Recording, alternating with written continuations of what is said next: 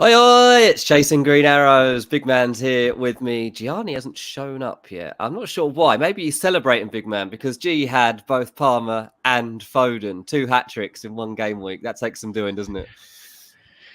Hi, Dean. Hello, and welcome to all the listeners and viewers. Yeah, I mean, he was actually saying before the start of the game week that his difference to my team, he had Foden as a differential, and he was actually very, very confident Foden will do well. So kudos to Giani for keeping Foden. I unfortunately decided to keep Son and sell Foden, and that proved to be my downfall, really. I was actually calculating the number of points I had lost had I not made the moves I did. Yeah. And had I gone with the other route that I was looking at. And I lost out on 19 points, which is very brutal. Why did you do that to yourself? Why did you put yourself through that? Yeah, I mean, it was a 50-50 decision, to be very honest. It's just the way it goes, man. Because in the previous video, I sort of mentioned that, a lot of us were finding different routes of accommodating Salah. Some people were wildcarding, some were selling Foden, some were selling Son, some were buying Darwin. There was bound to be big swings. And unfortunately, I ended up on the wrong side of variance, which happens. And it's something I've sort of learned to deal with. But again, it does not make for a good experience. No, it's tough to take. Look, some of our viewers right now are honestly so respectful to this show. Some people are getting up at 4 a.m. to watch Chasing Green Arrows. And that blows my mind. If you are one of those people, thank you. Thank you so much for tuning in, as always, and being so loyal. I cannot believe that some of you turn up week after week, no matter the time. CH says we've had 4 hours sleep so far. There was somebody else I'm trying to find the message in Calgary where it was, Ryan. It's 4:30 in Calgary and snowing. It's pretty insane, you guys. But thank you as always. We do think Giani is coming. You're right. He has been on the fantasy show this morning. He has had a selfie with Nemanja Vidic this morning, but we did expect him to be clear by now so that he'd come on the best fantasy show in the business. But he hasn't turned up yet, so maybe he's got priorities elsewhere. Get your questions in. We will be going through them later in the show. Great White says it's 11:38 p.m. here in New Zealand. Yeah, I'm not forgetting you guys either. If you're staying up late for this show, whatever time it is, thank you. We are very grateful. Midday in Finland, so this time suits me fine. Nice one, Johan. You've got it absolutely nailed for this moment in time.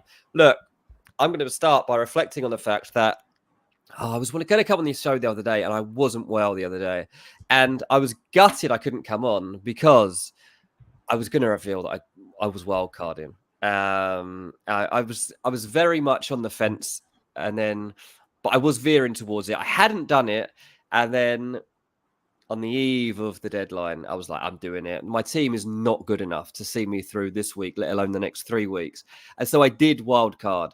And I got 69 points, which I'm pretty happy with in this game week. I didn't have Phil Foden, so that cost me. Oh, look at who we've got in the building. Mate, we thought you dumped us, to be honest. Hi, Giani. How are you doing? A new home. Yeah, I'm here at Stockley Park. I've come off the FPL show 40 minutes ago and just got very distracted post-show with my mate Nemanja Vidic.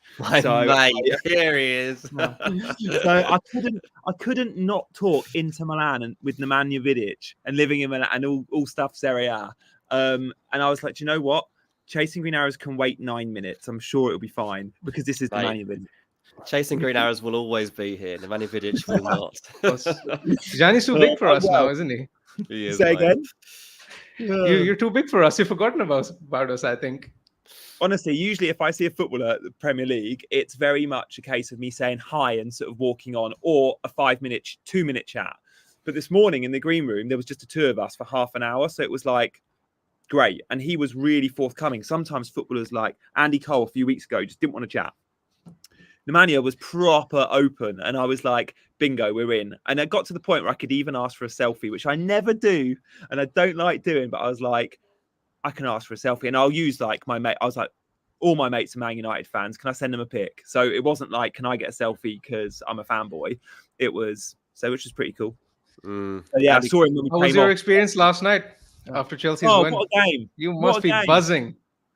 How poor though? I know it was great to see the goals. How poor are they both? Like they're both just bad teams. Mate, honestly, like a basketball game like that should not be allowed to open up in a match between Man United and Chelsea. Like, in terms of quality, like it's just chaos. Like you cannot achieve success by playing football like that. But neither of them seem to be striving for success, so it doesn't really matter at the moment. But it was one of the best games you're going to see as a neutral. But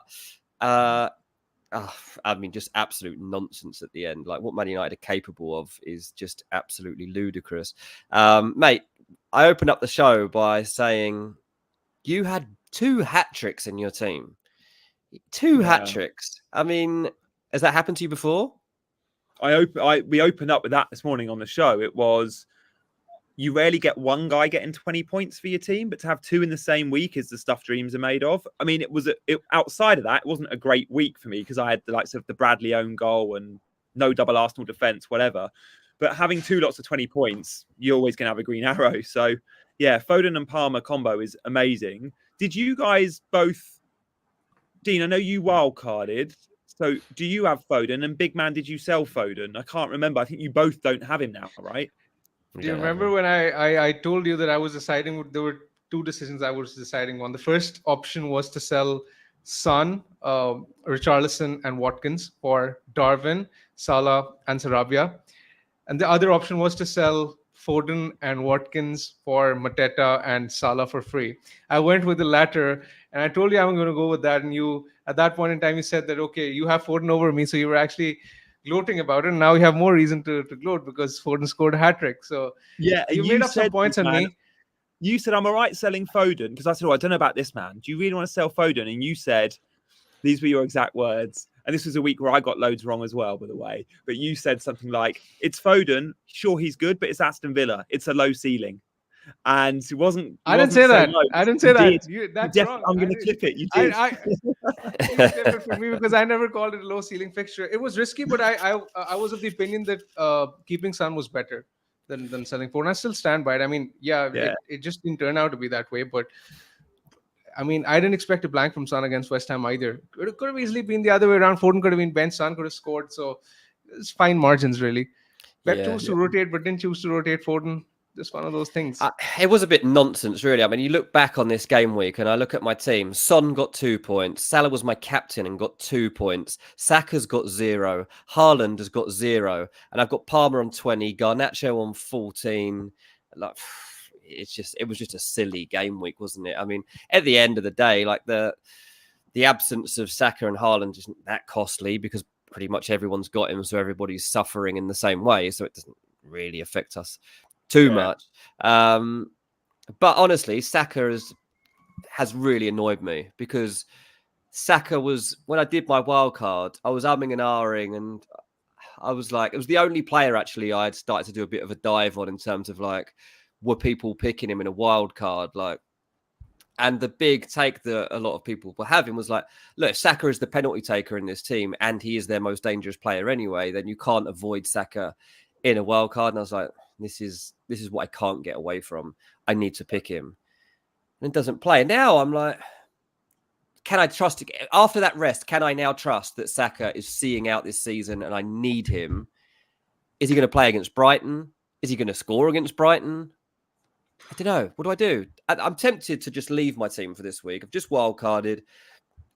If he doesn't play, I've got Garnacho that can come off the bench. You never know, he might score against Liverpool. I don't know. He trained, didn't he? But he just wasn't quite ready for the Luton game. Big man, what do you reckon? Does he start? He comes in and starts this weekend? I mean, Arteta won't tell us. That's the thing, will he? He's had his press conference and he's just said that he'll be assessed before the game. So I think it's going to be a fitness test this morning. Yeah, he's had his press conference. So I think if I was to guess, I think the game is too important for him to miss out. I think they could afford to rest him against Luton. But now that he's been training for 3 or 4 days, I would guess that he comes back in against Brighton. But again, I was expecting him to play against Luton as well. So it's tricky, but especially in Dean's position, where he's just wild card and has got someone like a Garnacho as a first sub, you don't really need to think about. Just save the transfer, and you're well set up. Yeah, I think that's pretty much it. Just run through a few comments that are coming in. CH finally got points from Zinchenko, who he's had since before his injury. I saw a tweet the other day about Zinchenko, and it was like, well, look, he's not the fastest. He's not the best passer of the ball. He's not the best tackler. He's not the best. And it was like, actually, what is Zinchenko good at? I was like, yeah, there's the reason that Zinchenko does work, but no one's exactly sure why it is. But I'm glad that CH finally got some points in for him. John says Saka not value for money. Check his last 6 matches. Yeah, that 6 matches could change, though, in the last 6 games of the season. Don't worry about that. Chris says, have I missed the window getting back on the Foden bandwagon? Tempted to get him in for Son, as I think he outscores the combo of Son Eze over the next 3 game weeks. And this is the dilemma with Foden now. I don't think Foden is a bandwagon player. I don't think you see him score a hat-trick and then are like, oh, I can't miss this train, because it's possibly already passed and that was the moment you needed to be on, isn't it? Probably, although it is Palace and Luton up next, and many will look at the Man City fixture schedule and go, he's going to miss a game because rotation and Pep roulette. Pep doesn't drop his best players when they're in form. And there's only a couple of players, like, Rodri, when he's fit, he plays. Until the other day, Haaland, when he's fit, he plays. Now, Haaland, of course, has been out of form. So he came out and was rested, rotated, whatever. De Bruyne, injuries. That's because of his rotation. That's why he sees rotation. Foden's rotation will come by coming off in the 79th minute, as we saw the other night. That's his rest. There's 8 days between the 2 Real Madrid games. It's a Tuesday, Wednesday turnaround. So I think the Luton game between that is still good for him. Now, the early kickoff tomorrow, so if he was benched, we'd probably hear it from team news. I would still be tempted to go, depending on your chip strategy in 34, if you're free hitting in 34, if you're not free hitting in 34, and you therefore need to offload a Son because he doesn't play in 34, I'd be tempted to make the Son to Foden switch even now. I just think the way Foden's playing, I'd want him in. Big man, I don't think you'll make that switch, but would it tempt you? No, not at all. I think Son is as good as Foden for the next 2 weeks. I think Foden will start both games, but I think Son is a good hold as well. I won't sell Son or Saka for him, for example. But anyway, guys, there's big news coming in. The double Gameweek 35 has been confirmed. Chelsea and Spurs are doubling in 35, and they're not doubling in 36 as was expected. We didn't expect that, did we? We did not. Yeah, that's a surprise. That's a surprise. Yeah, it's a Thursday night picture, isn't it? Yeah. So the double game weeks then for those 2 teams aren't great, are they? It's a tougher double game week. If they dropped in 36, it would have been an easier double game week for them both. You're right. Chelsea have Villa away and Spurs at home, and Spurs have Arsenal at home and Chelsea away. So it's not ideal for both. But I guess you can still go with a few of their options on a Gameweek 35 wildcard, Giani, which is going to be our plan. Yeah, I was going to wildcard in 36 if the doubles dropped in 36, but they're not now, so it's going to be a 35 wildcard. And now they would still obviously double. They'll double in 37 as well, so still worth going big on. Dean, what do you reckon to this super chat? Solomon says about Saka to Garnacho or Richarlison. I mean, let's talk about Richarlison because we know what Garnacho offers and he's great. But Richarlison, Dean, does he come into the 11 because Spurs were poor against West Ham? Does Werner drop out, Son go left, Richarlison down the middle? I don't know, because Ange talks about Werner quite positively. I get good positive reports about the way that he's fitting into that team and the fact they want to sign him permanently. I don't know what Richarlison's state of mind is right now, and whether you want to play him to boost his confidence, because obviously, like, he was in a good run, wasn't he? Like, not too long ago, and then on the international break, obviously gave that big interview, and that was pretty pretty big moment for him. I don't think I'd be going Richarlison right now for Saka. I don't think that's a route that I would be willing to risk. I mean, maybe you two have got different opinions on that, but if I'm going for anyone, it's Sonny and probably look. If I was to go for anyone else, it might be Brennan Johnson. To be honest, like the way that he's starting to work his way in there, I actually think when I watch Spurs, he's the most dangerous player outside of Son. So if I was to go a bit different and try and get a Tottenham player in, knowing they've got Forest and Newcastle up next, I'd probably be going Brennan Johnson, to be honest. Yeah, I don't mind that. Chai is in the chat, world number wherever he is, around 100. Chai, let us know where you'd be going in terms of Richarlison, and if you think we'll see Richarlison playing number 9 this time out.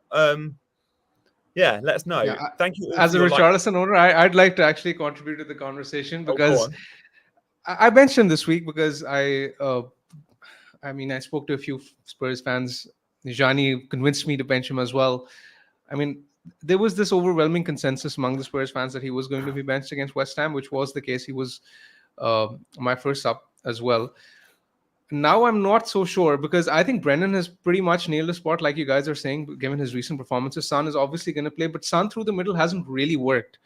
So there's an option that maybe, he has 3 options, right? Firstly, he can stick to the same team. Secondly, he can bring Kulusevski in and play him on the right, Johnson on the other side. And the other option is that he can just bring Richarlison in up top and play him instead of Son. Son can be on the left wing. It's tricky to say. And truth be told, I definitely won't be getting Richarlison if I didn't own him. But as an owner, I'm not really sure at this point in time because he's a headache which I just have to sort of deal with every week. I'm planning on removing him in a week or so anyway. But if I don't feel that he will start this week, I'm actually planning on selling if I don't hear positive news. If I suspect that he starts the weekend, then of course I'm going to play him. But it's a very tricky call, and I'm actually waiting for Ange's press conference before taking a call because at this point in time, it's very 50-50 deciding on whether or not to start him. Yeah, look, Tottenham have been a very strange team to watch recently as well, haven't they? So you don't really know what you're getting from them, particularly in the first half and as they get themselves into games. Dylan Hudson says Werner doesn't keep his eye on the ball when he goes for goal, handing out technique tips here over on Chasing Green Arrows to some of the best players in the world. Yeah, he's a bit unorthodox. I'll take that. British 87 said Son was awful, Chai. Did nothing, basically. Chai had already chimed in with "Come on, you Spurs." Yeah, absolutely. I'm just going to have to give a quick shout out because my 6-year-old is downstairs, Dylan, and he's got my old iPhone, and he's clearly on my messaging, and he says, "Dad, I'm watching you. Talk about me. Please talk about me, Dad." I said, "Mate, just wait." He said, "Okay, but talk about me in a minute." I'm not sure what he's expecting me to say about him, but hello, Dylan. Thanks for watching us. Dylan did actually have quite a good fantasy week himself. He does play the game. Despite being 6 years old, he does have a team registered through somebody else's name. And he got 64 points this week. He did well. He had Foden. He picked Foden. He also had Palmer, so he got the same double up as you, G. He's 6 years old, and there you go. That's not too bad. So well done, Dylan, on a good game week. Yeah, well played, Dylan. And Dylan shares a name with one of the best FPL managers in the world this season, and that is FPL Chai, who is also a Dylan. So there you go, Dylan. You've got a namesake also in the chat. Gary says Dylan's probably got higher rank than us. Yeah, you might be right there, Gary. We might get him on as an expert next season. Yeah, I'm not sure we're quite ready for that, but he's learning. He's learning. He's doing all right. Yeah, for 6 years old, he's having a decent introduction to his first season of FPL, which is absolutely nuts, obviously. But this is the world that kids are growing up in these days, and I'm sure I would have been absolutely desperate to be involved in. Dylan Hudson says, "Cool name." Cool name. Right. Enough Dylan talk. I want to get your. Go on. I just want to ask you about Cole Palmer. Oh yeah. So, from an FPL standpoint, like he's obviously like unmissable at the moment. You can't not have him. But last night it is 2 penalties and a deflection, right? Half of his goals, literally half of his goals, are penalties. Yeah, he's had like what 7, 6, 7. Yeah. Whatever. So take the pens away, and he's basically Leon Bailey. Right. Yeah, maybe. I mean, his creativity is still good. Like his expected assist numbers are healthy. Last night, again, like we still saw shots on target, which were saved by Nana. We still saw great assist threat. Penalties clearly make him a better asset, but penalties are a major part of this game. So when we look at FPL, we always have to consider penalty takers. It's the same reason Bruno was amazing in that. Was it Bruno's first season? Again, he had like 6-7 pens. So yeah, an incredible FPL asset. He's going to be 8 million plus next season. But for as long as he's got the penalty appeal, he'll be an outstanding asset. And even without it, he'd still be a very good one. Like Leon Bailey in his price point has still been a good pick this season. I mean, big man, what do you reckon? I think even irrespective of penalties, when you look at, let's say, his non-pen XGI data, it's still really good. And considering his price point, that's the key thing, right? When you compare that non-pen XGI data of his to people around his price point who are 5.56 million-ish, he's actually standing out even without penalties. And with penalties, just make him a bit of a no-brainer. And I agree that he's gotten more penalties than you'd expect him to get this season. But like she said, it's penalties are a big part of FPL assets. And whenever you're having sort of a discussion we're not sure about which player to go for, I always tend to prefer the penalty taker because penalties are huge. Yeah, especially in a team like Chelsea, we do win pens, don't we? Like Dean, look at our wide forwards. Sterling, I think, has won more than any other player in Premier League history. We saw last night Madueke. If he plays Mudryk, these guys, if they start, will clock pens galore, won't they? Just by default of running at players in the box. Yeah, look, he hasn't missed a penalty yet. Like, he actually hasn't missed one. Like, his penalty record is flawless. And for someone at his age, like, that's very, very impressive. Did you see his interview with Jules? No, she asked him about, like, scoring late, and he was like, well, yeah, but penalties, of course you're going to score them. Like, he discarded the idea of missing a pen. It was like, yeah, pens, it's a given, I'm going to score them. So confident. Mate. But 12 yards out, I'm not going to miss a pen, am I? You know the first pen he'll miss? The final of the Euros for England. Good guaranteed. He'll get to that shootout and we'll be like, let Tony take one. Bring him on in the last minute of the game just to take a pen. Him and Tony will come on, both miss, and we'll lose the final. Don't worry about that. Apparently last night, Madueke won the pen at 2-3 down. So to make it 3-3, Olivia Bazaglo, friend of the show, speaking to her this morning, she was there and she said, I don't think it showed on camera, Madueke tried taking the ball off Palmer. He did, he did. It did show on camera. What's he doing? Because I don't know if it showed on camera. I just spoke to someone. Yeah, I spoke to someone who told me that. Before the first penalty? No, the second. No, second. The second one, okay. Yeah. Because he won the foul. Yeah. Here's the thing. We talked about this on Ranks FC this week. We did rule changes that we could bring in, right? And one of them was that whoever gets fouled has to take the pen.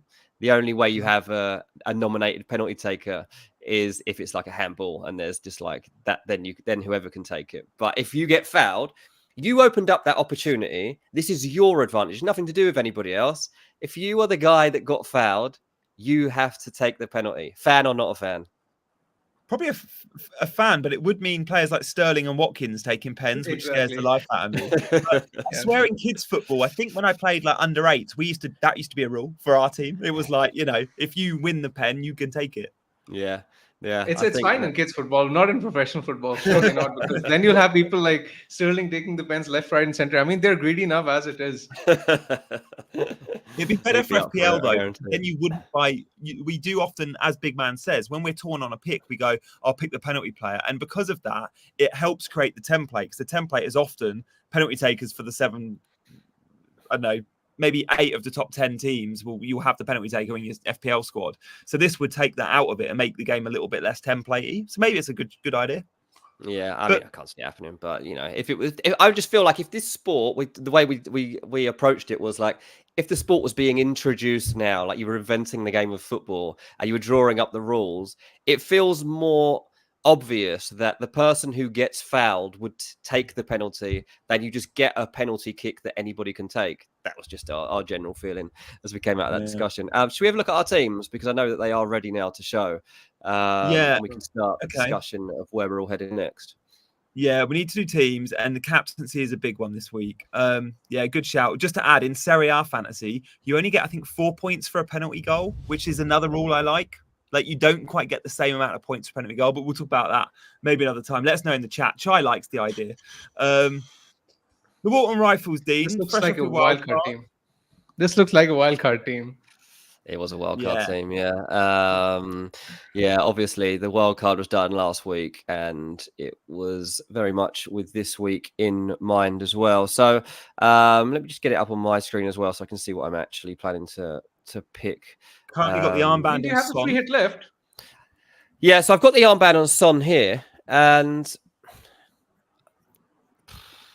I'm not against keeping it on him. I have to admit, I feel like it's a bit of risk, but like my rank is 700k. Like, it's not really that big a risk, is it? Like, I've got not much to play for here. I've got to get up there somehow. Now Salah at Man United, who knows? Salah not in form or anything, but Liverpool could go to Old Trafford and win 4-0, in which case Salah probably scores 2 goals. Palmer at Sheffield United. Sheffield United, terrible at home. Cole Palmer. Did we mention he takes pens? He's going to get a couple more of those in the bag. Saka doesn't come into the equation for me. Haaland at Crystal Palace really should be an obvious one. It should be, shouldn't it? Like, you got the best number 9 in the world going to Crystal Palace, looking to, really spark a title charge. And I just don't think I will. Like, what are you two thinking on Haaland? Like, if you were to rank captaincy options, where's Haaland? Yeah. I think we should spend a bit more time talking about the captaincy this week, because this is where the major dilemma for a lot of people is. I think most transfers this week are fairly straightforward, as is the case with your team. I don't think you'll be making a transfer. No. But in terms of captaincy, I was actually just going to have some numbers read here. So this is basically the projected number of goals by the bookmakers for each team. Now I'll refer to the top candidates. So Man City 2.25 goals, Spurs 2.45 goals, Liverpool 2.35 goals, and Chelsea 2.5 goals. So there is barely anything to pick from when you're predicting the number of goals to be scored by these teams, right? So the bookmakers are basically saying that they're expected to score the same number of goals, similar number. So deciding who to captain out of these 4 realistically, Son, Palmer, Salah, Haaland, is a lottery in that case. Just pick whoever you feel like. Honestly, this is a week where you can go with your gut instinct. There's nothing to pick between the players, and eventually it will come down to luck. There's no other way about it. Yeah, I massively hear you there. Well, let's do our teams and then come back to captaincy and do that full screen us 3. And then, because I think there's arguments for Palmer, Haaland, Son, and Salah. So let's do pros and cons of both, and the chat can get involved too. But I've just come on the FPL show this morning. It was me, Oscar, and FPL Salah, and the 3 of us all gave a different option. As to, all said we're going to captain a different player, which I think is going to be a proper, it's quite a decisive week then, if that's going to be the case. Yeah. Like, in terms of, and I think us 3 might have different answers too. So let's. Yeah. So okay, Dean, what about your transfer this week? And I love the fact that you've got Aït-Nouri in place. Is there a way you can start Aït-Nouri? I don't think there is there? Because could you start Aït-Nouri instead of Zabani, maybe? Yeah, I could. I could. That's one thing I'm considering. Aït-Nouri is either. Sorry. Great squad, like Bradley as well. It's argument for. Bradley, I can't believe that what happened with him this game week, but whatever. But yeah, Aït-Nouri either comes in for Zabani or goes first sub. I mean, I just felt that he was a good player to have in. Obviously, that double coming up was a main reason for making sure I had a Wolves player. But he helped me out this week. He was my first sub this week, and obviously came in. So that was nice points to have on the board. But no transfer for me this week. Worst case, if 2 players go out, I've got a bench there that I'm happy to fill on. I'll just have to decide if I trust Garnacho to score against Liverpool or Bradley to keep a clean sheet against Man United. So that'll be my biggest dilemma. Let's move on to one of your 2 teams. because you're higher up the ranks than I am, and you. We are, but our squads don't look as good, and you can tell yours is fresher for wildcard. Like, it's you're you set well, and those doubles in 35 for Spurs, you've got 2 already, you've got a Palmer already, so you look fairly well set for the next few weeks, mate, which is good going. Yeah.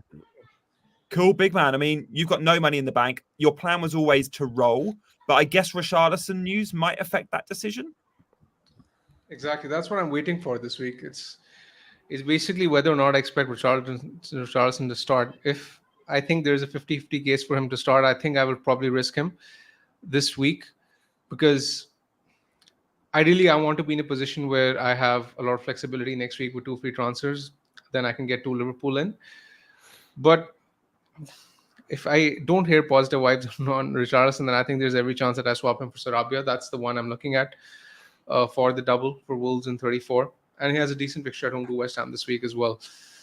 So realistically, these are the options. And captaincy is going to be another big decision. I actually want to pick.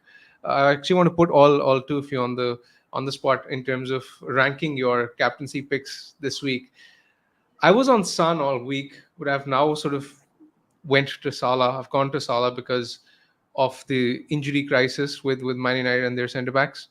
So I think for me, Salah is slightly number 1. Second is Son. Third is Haaland, and fourth is Palmer. I just seem to trust the big guys more than Palmer. Maybe it's due to price bias, but I'm not sure. I just feel more comfortable handing it over to someone like Salah or Son or Haaland as opposed to Palmer still, despite the fixture. Yeah, that's interesting. Because most people in the chat are saying Palmer. Adam says head says Son. Gut says Palmer. Geddy says Palmer is becoming a beast against promoted sides. 12 points against Burnley, 14 against Sheffield United, 18 against Luton, 15 against Burnley. So there's reason to pick him for this one against Sheffield. Rich says no captaincy dilemma. It's Palmer all day long. Yeah, Solomon, he's set at Palmer. Adam says it's Palmer for me. Wow. Sexy B says Palmer for me. The form is king and the boy is on fire. There's a lot going for him, isn't there? Apart from the fact he plays for Chelsea and they're one of the flakiest teams in the league. They are, but they do score goals. Yeah, he's kind of fireproof in that sense. They are scoring goals. You don't need him to be winning games. You just need him to be scoring goals for Palmer. I did a Twitter poll before last night, and 40%, we'll do a poll in a minute, 40% were going Palmer, which I was shocked at. I didn't see that. But knowing Salah's blanked, I think a lot will be put off that. But I'm not. I'm between Palmer and Salah. But look, we'll come back to the captaincy discussion in 5 minutes when we'll have a poll live as well. Big man, just finally then on your team, any other sort of loose plans moving forward, what you're looking to do in the next couple of weeks, and then we'll see my team, and then we'll do more on captaincy. I'm looking at getting more Liverpool in, basically. Porro will likely go for either Van Dijk or Trent. Most probably Van Dijk, because Trent's injury is sort of off-putting. And then I can maybe get Richarlison out for Luis Diaz, or maybe a forward out for Darwin in 34. I'm not entirely sure about that. But again, a lot of that comes down to whether I'm able to save this week, which is the number 1 priority. Again, this is the headache with Richarlison, and I generally tend to pick nailed players, but I'm sort of stuck with him every week where I don't really know what to do and what not to, because his minutes are a bit of a concern. Yeah, okay. No, I like that. Looks like you're well set. Hopefully you get a clean sheet from Arsenal going to Brighton. Would you sell Richarlison? Would I? Yeah. Sell Richarlison. You're selling him anyway, right? There's no way you'll have Richarlison in 34. So I just sell him now, knowing you're probably going to get, well, we just don't know. I think there's a good chance of cameos. The counter argument there, Giani, is that if I sell him next week, I will be able to get Diaz. While if I sell him this week, I'll have to sell him for someone cheaper because I don't have anything in the bank. So Sarabia this week, if I'm selling him, that's the difference. Oh, fair. Well, in that case, maybe I'd roll, because I think Diaz could be really good for you. Unless you were planning on going Haaland to Darwin in 34, which is something I'm going to do. Yeah, I mean, it could happen, but I'm not sure. I mean, I want triple Liverpool for sure, but I'm also looking at Eze for Son or Richarlison maybe in 34. So if I get someone like a Darwin, then I'll probably have to forego the Eze plan. At the same time, I'll have to sell Haaland, which is scary, in 34. I'm not sure I want to do that. even though he has a single. Hmm. I'm all right with that, I think. Away to Brighton. I think I'm all right with that. But yeah, no, well, let's see. We'll find out more next week. Me and Big Man will be back early next week or by Tuesday, Wednesday next week for his team selection. But yeah, well set today and this week. It's all about captaincy this week, which we'll get to in a sec. Thank you all for the likes and subscribes, by the way. Please do hit those buttons. If you're new around here, subscribing to Chasing Green Arrows, you will not regret it. 3 streams a week, Mondays, Wednesdays, and Fridays. I was going to roll this week, but the more and more I look at Aït-Nouri, and I want both your thoughts on this, the more I want Aït-Nouri in my team. He's playing in a front three, which won't continue because when Hwang is back, Aït-Nouri will be a left back again. But even for the next couple of weeks, if he does continue in the front three, he's getting shots aplenty. Like, he could have had a couple in the week. He still benefits from clean sheets because he's listed as a defender. I'm okay benching Zabani. Like, I've already got Neto and I think Luton will score. So bringing Aït-Nouri in for, say, Bell improves my squad, gives me a better starter this week and a doubler in 34. I think Aït-Nouri to Bell feels obvious. I've got the money in the bank and I don't see any point in waiting. Dean, I'll come to you first with your Aït-Nouri thoughts and then Big Man too. Yeah, mate, I've got a stat on standby for you here on Aït-Nouri, so this will help you. He has scored 3 goals in his last 4 appearances in all competitions for Wolves, and that is only 1 fewer than he netted in his first 105 games for Wolves. Wow. So he's either seriously stepped up his game or this does not fit with his general profile as a footballer. But I actually think you could trust him because what he's playing in right now is different, I think, isn't it? Yeah, he's slightly more attacking. Wolves, we talk about beach teams, like, they're on the beach, got nothing to play for. Wolves will fall into that category, but so with Fulham in the last few months, you could say. Wolves mid-table mediocrity, not going to get Europe, not going to go down. And we often say it with the negative, like, they're on the beach. But actually, sometimes we see teams come and play with complete freedom, expression, a little bit carefree attitude, which we've seen with Fulham, and they've been scoring loads of goals. And I wonder if we get that with Wolves at the end of the season too. I'm trying to spin the narrative to suit. No, I think there's a good chance. Yeah. You do see it every season. I remember a couple of seasons ago, maybe last year, I think it was Palace. Nothing to play for, but just looked good and just started scoring goals for fun. So I'm hoping Wolves are one of those teams, even if they're not. Aït-Nouri just seems like a sensible pick. Big Man, I never got to double Arsenal defence. I didn't want to spend the money. I went Bradley. I might be going Aït-Nouri. They can't necessarily cover the clean sheets of Arsenal, but players like Aït-Nouri can give me an upside, right? They can, but do you have any plans of getting an Arsenal defender or tripling up on Arsenal at any point before 34? I'll get probably Son to Havertz or Odegaard for 34. So you're planning on having double Arsenal, right? Double Arsenal attack is my plan for 34. Yeah, because I was going to come to that. I think if you're looking to buy a defender, you could get an Arsenal defender for Zabani this week. That's not a bad transfer. It'll set you up nicely for the double as well. I can't afford Saliba or White. I could buy the left back, but we don't know who the left back's going to be. I could buy Zinchenko or a Tomiyasu or Saliba's 5.8, right? Saliba's 5.8. Zabani's 4.4. So 6 million is doable, no? Oh. Yeah, I guess it is. I don't know why I thought I couldn't afford. Oh, no, I'm selling Taylor or Bell. I'm not selling Zabani. Zabani doubles. I want to keep him. Yeah, but do you plan on playing Zabani in the double? Yeah. I think so. I'd play back 4. But also, I think there's a chance Arsenal concede to Brighton and maybe Villa. Like, I like the idea of being differential and having double Arsenal attack for the double. I know they're the best defence in the league, but I'm all right going without double Arsenal defence. I've done it this long. I'm going to go without double Arsenal defence, I think. Yeah, Havertz and Odegaard are perfectly fine as well for the double. That's not an issue. And Aït-Nouri?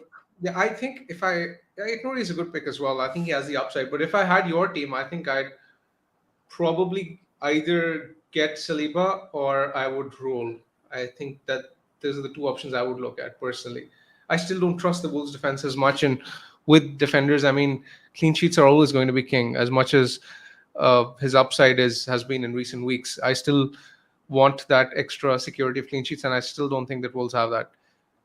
Interesting. Okay, I think, I have considered that. I don't think that will be a direction I go in, but no, I appreciate those thoughts, mate, completely. But yeah, I'm all for the chance of, I think, an attacking return of Aït-Nouri as long as he's in the front three for the next couple of weeks. I think I'm going to go for it, or I end up rolling. But I think I'm committed to no double Arsenal defence, which could further cost me. It has already a little bit.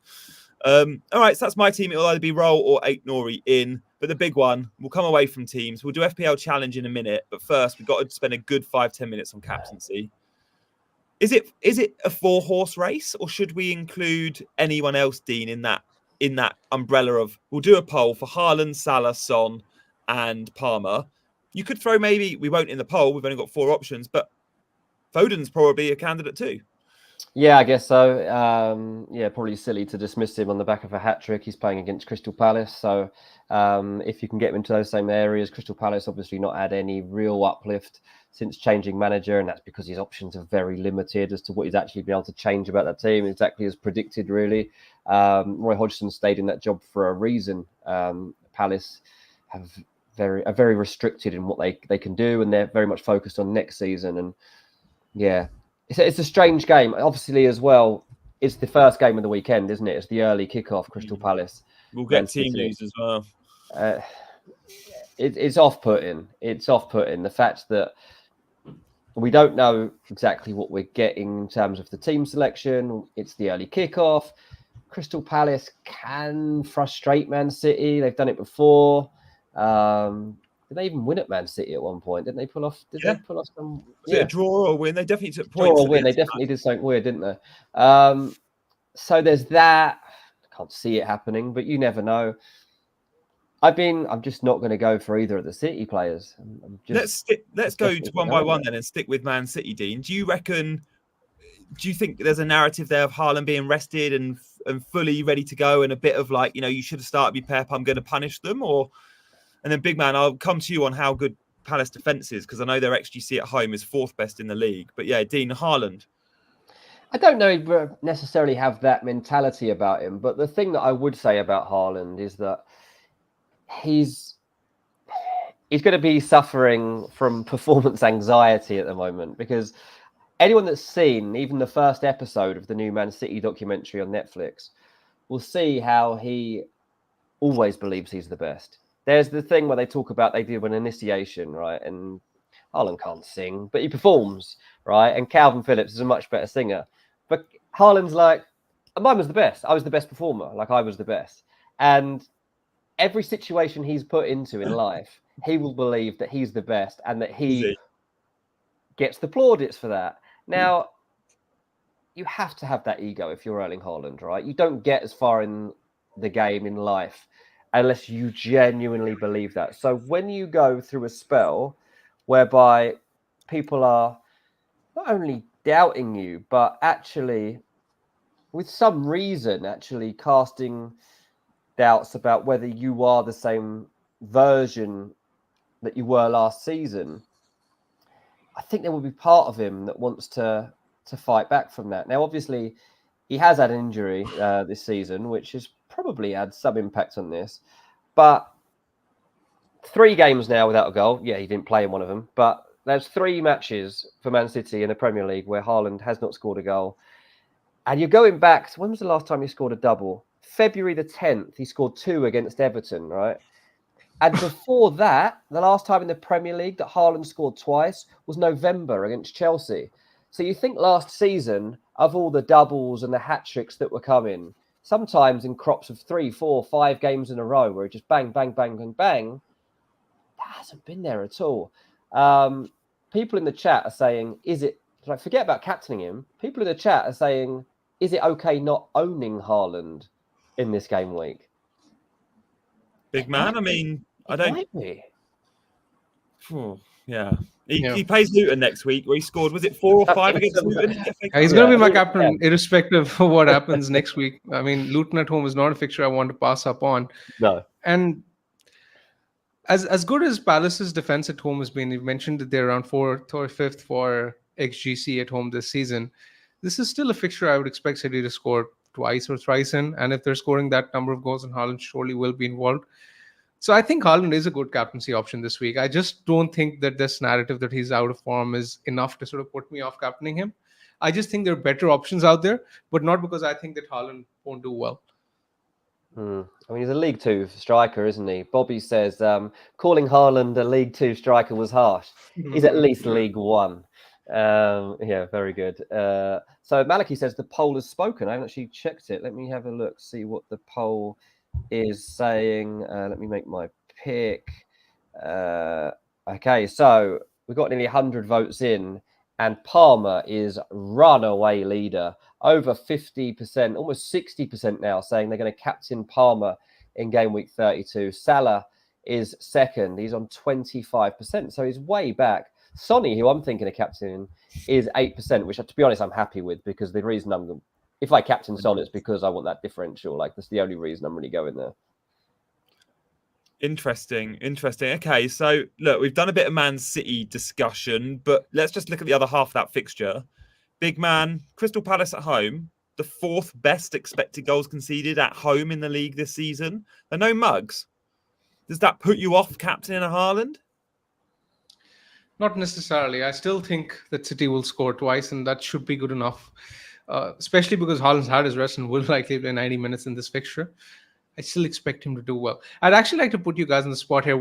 How would you rank these 4 options in terms of 1, 2, 3, 4 in order? I would go Salah, Son, Haaland, Palmer in that order. I would go Palmer, Salah, Son, Haaland. I would go, I'm not sure 1 and 2. I'm so torn on Salah and Palmer. They're my 1 and 2. And then I'd go Haaland, Son. The reason Son is 4 for me is, I mean, let's move the conversation, I guess, to Spurs. Is the 0-0 draw against West, was it 0-0? No, 1-1 draw against West Ham. 1-1. Just didn't function properly in attack. And West Ham, have been poor defensively this season.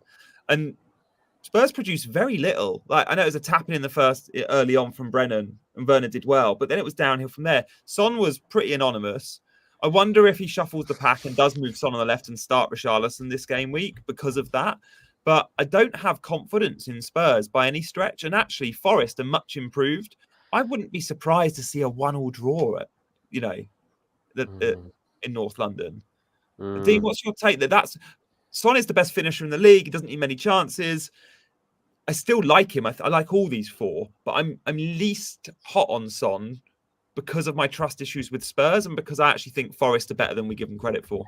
Yeah, I mean, let's just take a step back and not look at the immediacy of what we've just seen. Son's been involved in 11 goals in his last 12 games at home, 7 goals, 4 assists. He scored the last time that Tottenham played against Nottingham Forest in a 3-1 win. Spurs have only failed to score in one of their last 42 league matches, right? And that was when they lost 3-0 to Super Fulham. So they're going to score.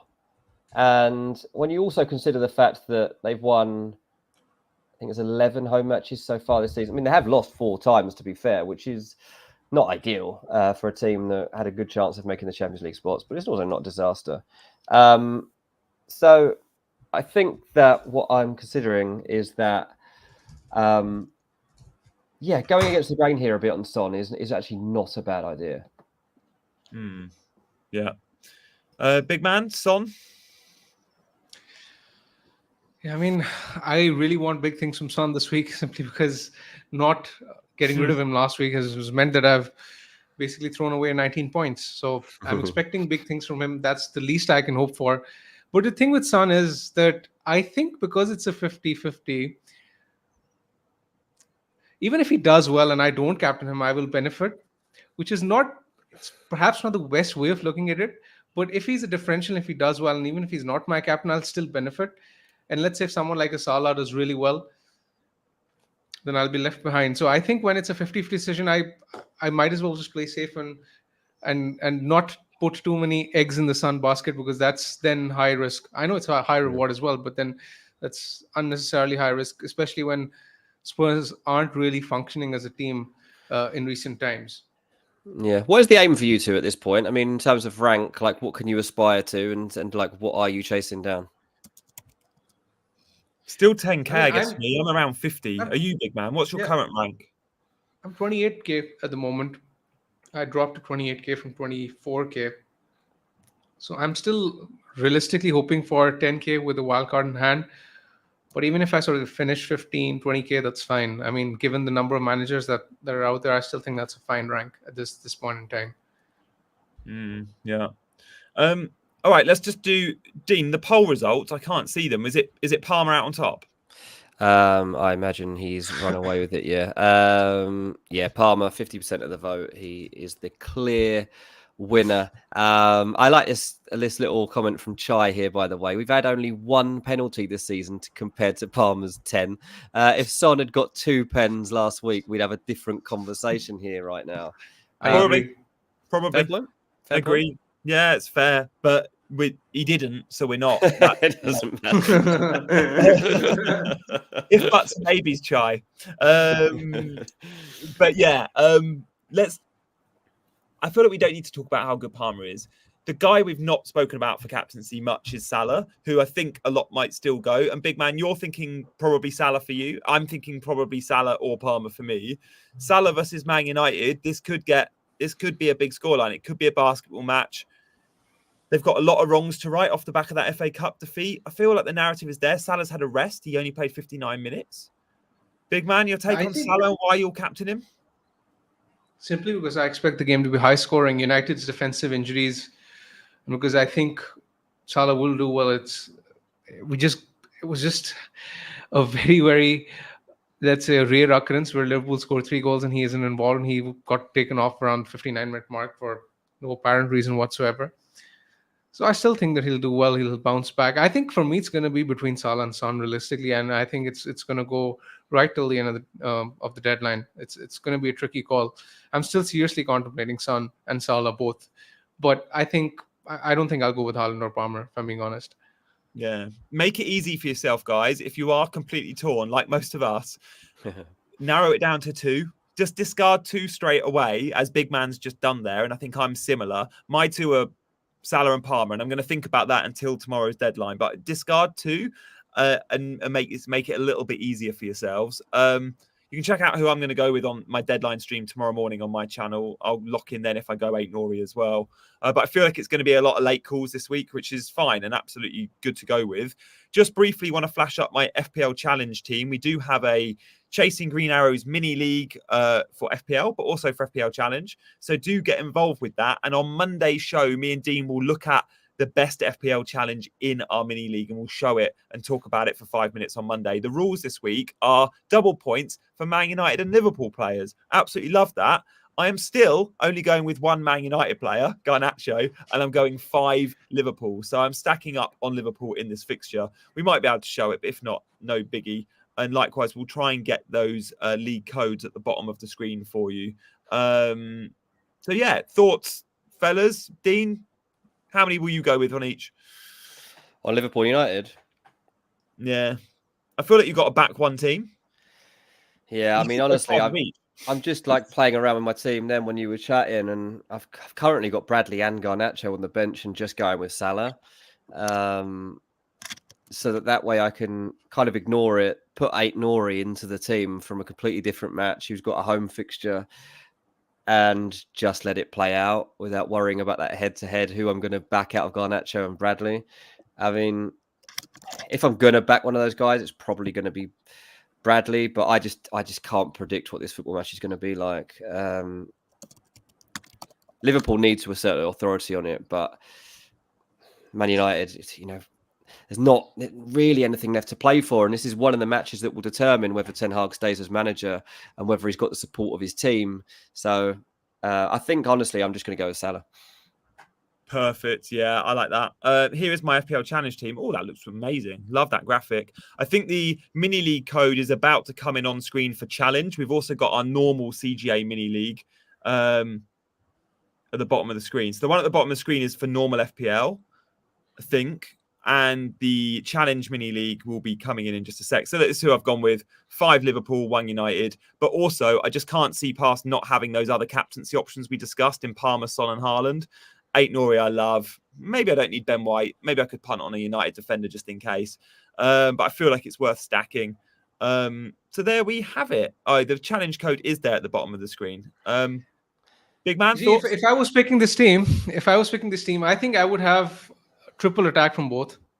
Would Simply you? because I expect it to be high scoring fixture.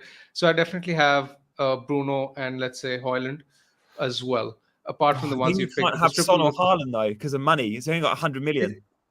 it's fine, but you're getting double the points, right? So you're getting Mm. that extra I bit have, of yeah, carrot.